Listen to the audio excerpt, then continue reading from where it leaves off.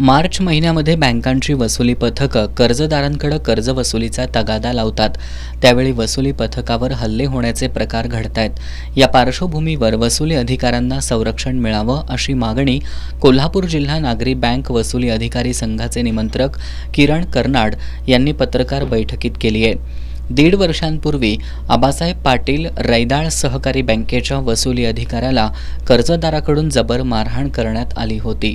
त्याची चित्रफित लोकाधिकार समितीनं समाज माध्यमांमध्ये व्हायरल करून वसुली अधिकाऱ्यांना घाबरवण्याचा प्रयत्न केलाय असा आरोप करत या समितीवर फौजदारी स्वरूपाची कारवाई करण्यात यावी अशी मागणी जिल्हाधिकाऱ्यांकडे करणार असल्याचं कर्नाड यांनी सांगितलंय.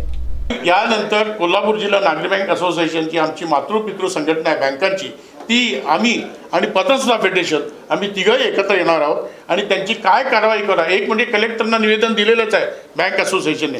कलेक्टरच्या त्यात काय कारवाई करतात, त्यांच्याकडनं काय रिस्पॉन्स मिळतो आम्हाला माहिती आहे. त्यानंतर आम्ही फौजदारी कारवाई तर यांच्यावर करणारच आहोत. पत्रकार बैठकीला कोल्हापूर जिल्हा नागरी बँक वसुली अधिकारी संघाचे अध्यक्ष प्रकाश निकम, अरविंद माने, सुभाष औंधकर उपस्थित होते.